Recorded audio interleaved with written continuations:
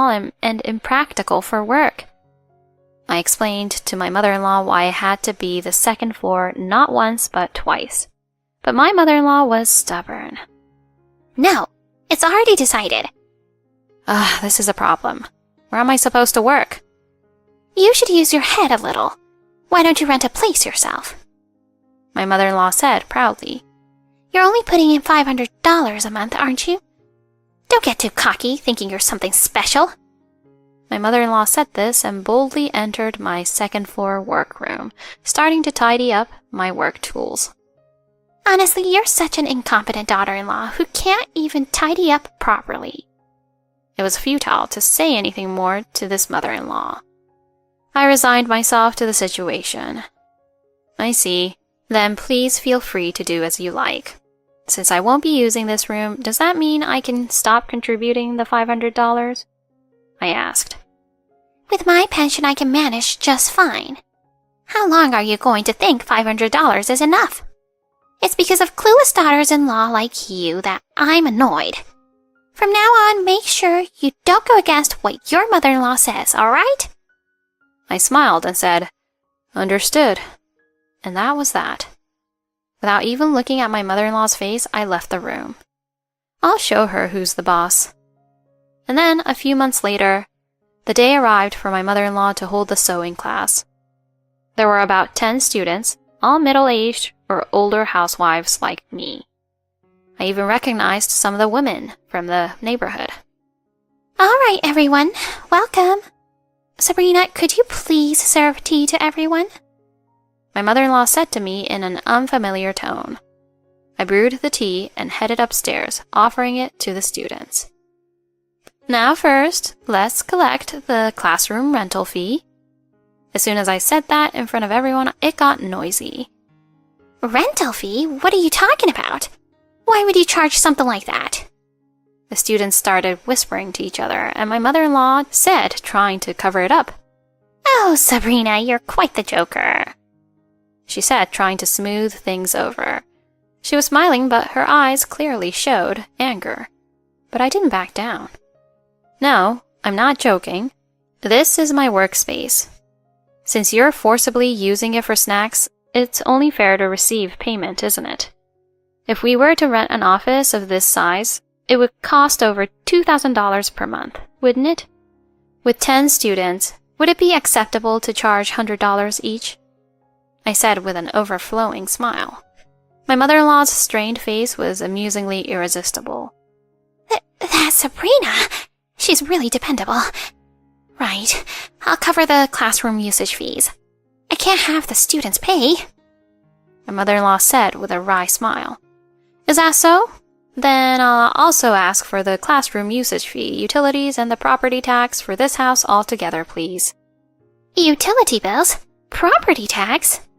Yes, I've been paying them until now, but it seems from now on you'll be handling them, Mom. Please take care of it.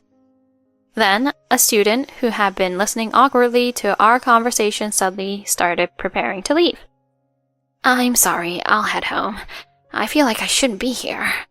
I also feel like I've intruded on your daughter-in-law's place. I'm sorry. Students start to leave in a group. Oh, everyone, please, wait. Despite my mother-in-law's attempt to stop them, the students left.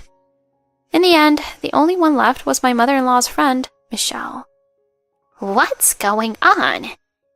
Michelle confronted my mother-in-law with an angry expression. It's that daughter-in-law, doing things on her own. Are you using this room without your daughter-in-law's permission? No, it's not like that. Beside my flustered mother-in-law, I quietly sipped the tea I poured for myself. I went to all the trouble of inviting various people and now it's all ruined. I left it to you because you said let's do it at your house. That's enough. I was foolish to rely on you. Michelle. Michelle left the house. I can't believe it. After all the effort. Becoming a teacher and hoping we could all enjoy sewing together. My mother-in-law murmured in a dazed state. Ignoring her muttering, I left the house. Michelle, thank you. I'm sorry for dragging everyone into this charade. I was enjoying tea at a certain cafe. At my table were the students who had just left my house and Michelle. It's okay, but I never imagined that person would engage in bullying. She always seemed gentle and timid. The students were all discussing it. Today's events were all orchestrated. The name Michelle struck a chord with me. She was my friend's mother-in-law.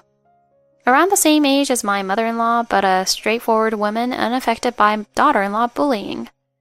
My friend had a good relationship with Michelle, and in the past we used to get along well together too. I contacted Michelle and explained the situation. At first, she was surprised, but after listening to my story, she strangely seemed to understand. Indeed, she mentioned before that she and you didn't get along. I was a little worried because you and I have always been close. Michelle seemed concerned about me and my mother-in-law for a while. And then I planned this with Michelle. I wanted to give my mother-in-law, who had been acting recklessly, a taste of her own medicine. Of course, all the students were in on it, knowing the whole situation as well. With this, perhaps that person will learn her lesson and behave better? I hope so. That would be nice. If anything happens, please consult with me again. Michelle kindly smiled at me. By the way, what about the sewing class in the future? As you said, we plan to rent a place somewhere. I see. In that case, would you like me to introduce you to someone I know? Really? Sabrina, you're dependable. That helps. When I returned home that day, my mother-in-law seemed quite angry. Sabrina, you've embarrassed me. I can't forgive you. Right now, bring everyone back and apologize on your knees. Really, what were you thinking? As my mother-in-law screamed, I aimed my phone at her. I'm sorry. I'm in the middle of a call with this person. Saying that, I showed the screen displaying Michelle as the caller. Wait, what? Why are you talking to Michelle? Taking the phone from me, my mother-in-law panicked, saying, Michelle, this is wrong. Michelle. Then from the phone on speaker mode, Mom, what are you talking about with Michelle? I heard my husband's voice. That voice. My mother-in-law's eyes widened in surprise. I had changed my husband's phone number to Michelle in my contacts. I can't help but almost burst out laughing at her flustered reaction.